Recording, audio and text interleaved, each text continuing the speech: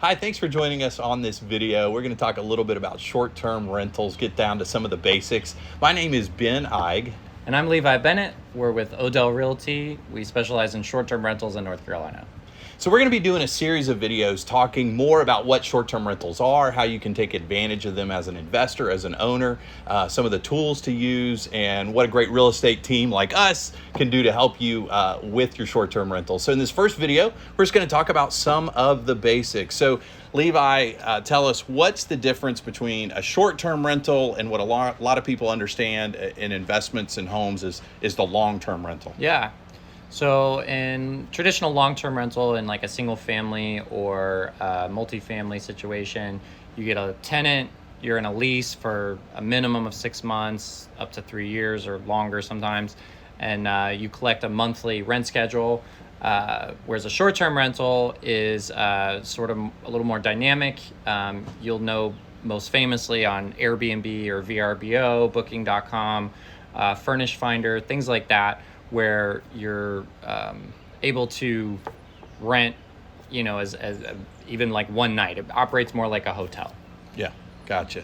And sometimes that's vacation homes, but they can be for other reasons. Yeah, they can be anything. Traveling nurses, people looking to go to graduations, weddings, any kind of event, really. It's not excluded to vacations, although that's typically what most people associate when they think of a short-term rental. Yeah. And I think they've really starting to take off in popularity, really since COVID had kind of a big tipping point, right? Yeah. Where people couldn't maybe stay in hotels, but they still wanted to travel. Yeah. But I think it's safe to say now that we're coming out of COVID, people have discovered that short-term rentals for travel can be a great option. Yeah. It's become extremely popular during COVID, post-COVID. So it's really interesting. A lot of people stayed in a short-term rental for the first time and have become repeat leasers, I guess. Yeah.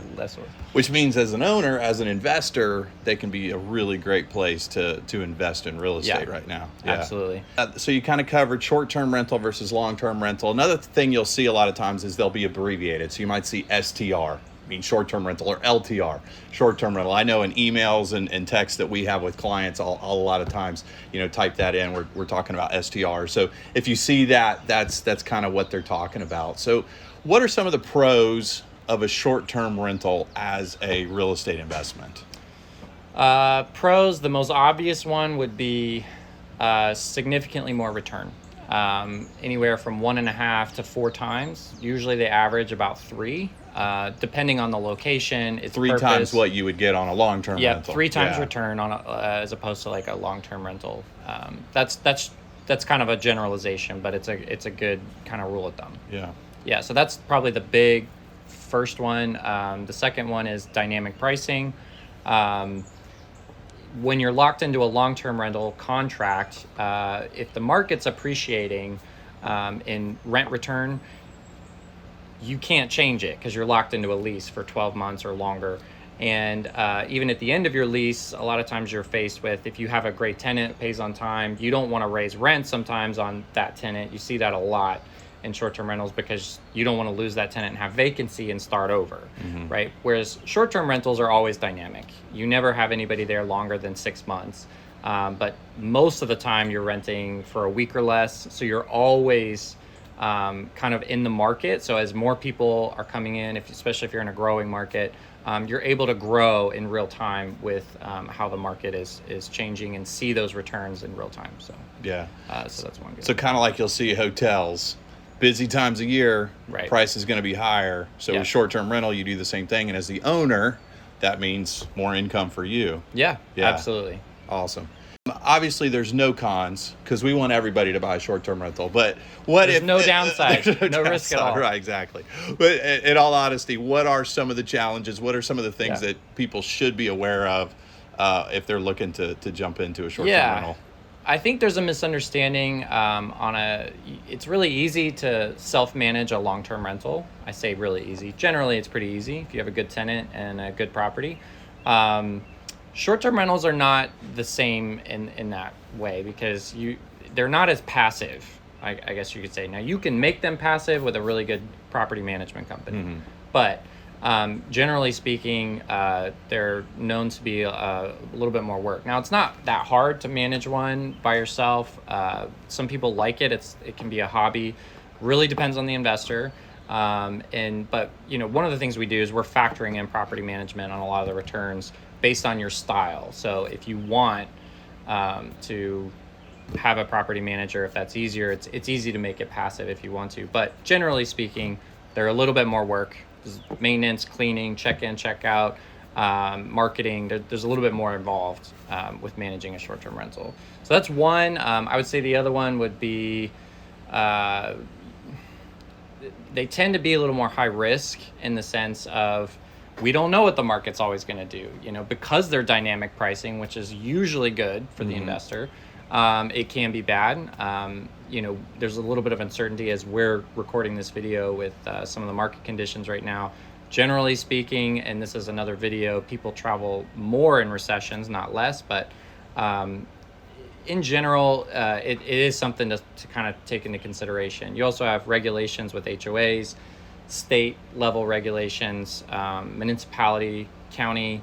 There's a lot of layers that can go into it, which is, I think, why you need a good team to know where to look and quickly qualify or disqualify a property if it's even eligible for short-term rentals, because not all homes are eligible. Right. So, so in that regard, it tends to be a little bit higher risk because those laws can change. So there's a little bit of that. And then, I don't think we'll see what happened in 2020, early of 2020, when Airbnb and VRBO shut down travel. I don't think we're going to go into a lockdown like that again. But, those kind of uncertainties can apply to a short-term rental that don't apply to long-term rentals. So those would be some of the traditional downsides. The other thing, and this would be kind of the last one, would be, your barrier to entry is a little higher. You're buying the property, but you're also having to furnish it. A lot of times redecorate, sometimes add maybe like a hot tub or something like that to make it a little more appealing. But so you're going to have some cash at the end. Now, if you're lucky enough to find a fully turnkey furnished rental, great. You'll probably pay for it, but they're out there. They're out there. Yeah, for sure. So something else to think about with short-term rentals versus long-term rentals is the ability to market your property differently than the other short-term rentals that may be in your neighborhood. And how can that be an advantage over like a long-term rental property? Yeah, so one of the most beautiful and interesting things about a short-term rental investment is the owner's ability to control their return after close. That's something that you don't really get with a long-term rental. A long-term rental is typically subject to the market rates. Whatever the market rate is, that's kind of what you're going to get at the time you sign the lease. When in a short-term rental situation, because it's dynamic, you're always changing, but you can force equity and return into enforce occupancy by decisions you make, after you've acquired the property. So things like photography. It's one of the only real estate investments where your tenant is going to be exclusively booking based on the pictures. So you want to make your property kind of for the pictures, honestly. That's the way to do it. So it's not about using cheap quality or super high quality stuff, but there are tips and tricks where you can, and we'll make another video about this, where you want to be the first click. So if there's 15 short-term rentals that are all kind of similar, there's usually one or two that always get the first bookings. So how do you become that first booking? There's things like adding a hot tub, professional photography, professional or at least professional looking interior decor, something really unique about the property that is showcased. Things like that are all things that can be done after you've purchased the property, and it allows more hands-on, control-minded investors to be able to control their investment a little bit more. Yeah. So and then bring in more revenue, which is the goal. Get more occupancy, bring in more revenue. Yeah. Vocabulary that comes up when you're talking about short-term rentals, and that's, you hear ADR and occupancy. What are those and why are they so important? Yeah, ADR is average daily rate. So obviously it's seasonal, just like a hotel or plane ticket would be. ADR is just what your your occupied nightly rates average throughout a year. So what's your ADR for the year? Yeah. Average daily rate.